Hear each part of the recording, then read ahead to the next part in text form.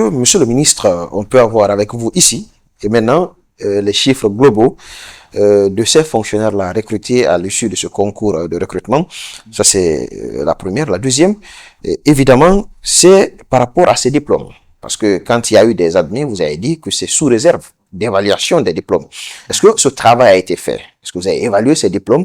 Et qu'en est-il du résultat obtenu à l'issue du travail que vous avez eu à faire? Alors, effectivement, l'objectif, c'était de recruter 20 000. C'est d'ailleurs l'objectif que nous avons encore, parce qu'il reste toujours valable. Nous venons de terminer le recrutement de 10 000 enseignants communautaires. Vous savez, ce problème, c'est un vieux problème que les gouvernements précédents n'ont pas pu régler.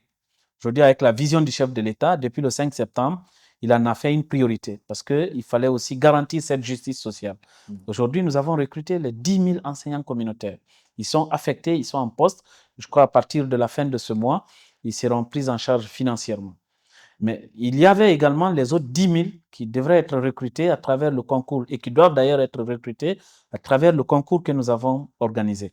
Mais là-dedans, il y a l'effectif qui revenait au ministère de l'Environnement et l'autre qui revenait au ministère de la Sécurité, qui reste encore à pourvoir parce que simplement, on a distingué le recrutement pour le compte de ces deux ministères qui vont désormais recruter avec le ministère de la Défense et les autres de l'administration civile que nous avons opérés.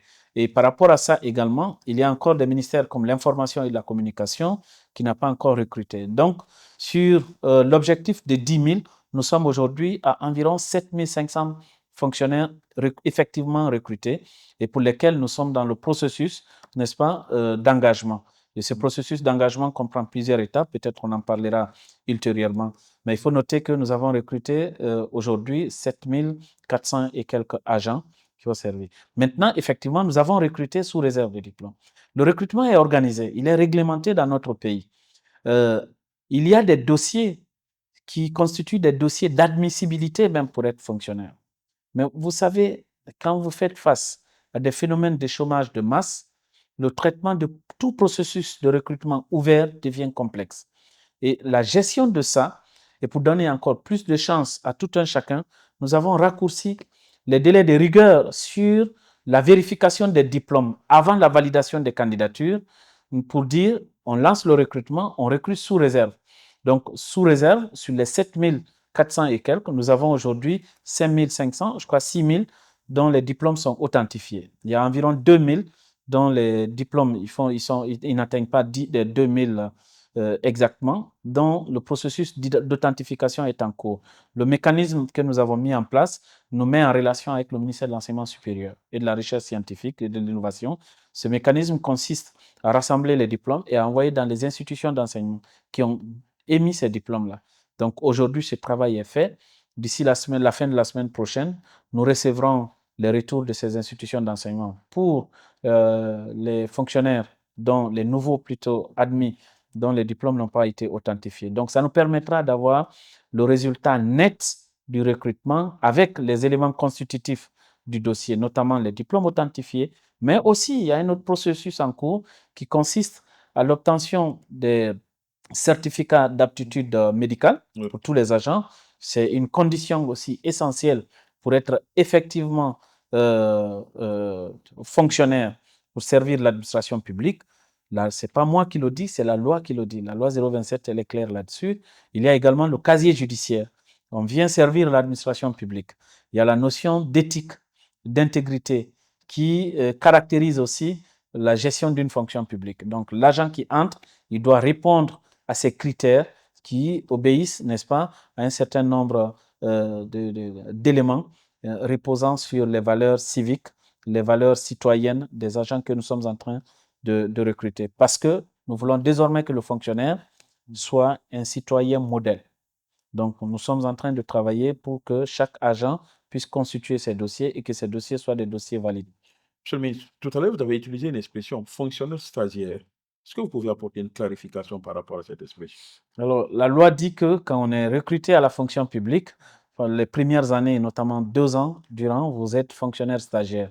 C'est après 2 années de service en tant que fonctionnaire stagiaire que vous devenez fonctionnaire titulaire. Mais ça n'a pas d'incidence sur la rémunération. À partir de votre engagement en tant que fonctionnaire stagiaire, vous bénéficiez déjà de la rémunération. Et quand est-ce que ces admis vont percevoir leur premier salaire? À partir de la signature de l'arrêté d'engagement. Et cette signature, c'est quand? On est sur le processus d'enrôlement biométrique. Dès qu'on terminera l'enrôlement biométrique, nous allons signer l'arrêté Et d'engagement. l'opération va prendre combien de temps? On a défini un chronogramme qui est en cours de mise en œuvre. Mais vous voyez, ce sont des opérations pas simples. Vous avez des gens qui sont admis, qui vous appellent, on n'est pas au pays, qui nous informent qu'ils ont, certains disent qu'ils sont malades, ils vont venir après. Donc, on ne dit pas qu'on va attendre tout le monde. Mais vous voyez, nous voulons nous assurer que tous ceux qui sont admis et qui sont sur place passent devant nos kits, n'est-ce pas, d'enrôlement biométrique. Dès qu'on terminera ça, nous, de notre côté, le calendrier, il est clair, il a été communiqué. Si à l'issue de ça, on constate encore qu'il y a beaucoup d'admis sur place qui n'ont pas pu faire l'enrôlement biométrique, on est ouvert à faire une petite extension pour donner la chance à tout le monde de figurer sur l'arrêté principal d'engagement. Parce que le temps presse, hein, parmi ces admis-là, certains enseignaient dans les écoles privées, et depuis que ces écoles ont appris que ces enseignants, les enseignants ont pris part au concours de recrutement et qu'ils ont été admis, cette année-là, ils n'enseignent pas là-bas. Cela veut dire que pendant cette période-là, il faut que vous attiez les pas pour les satisfaire. On ne peut pas, c'est un concours ouvert. Le marché du travail, c'est un marché aussi ouvert. On ne peut pas gérer les risques individuels de tous ceux qui postulent pour servir l'administration publique. Donc, si nous, on rentre dans l'interprétation, n'est-ce pas, de la gestion du risque de celui qui est dans une école privée, en économie, il y a ce qu'on appelle la notion du coût d'opportunité. Chaque décision que tu prends, tu renonces forcément à des choses.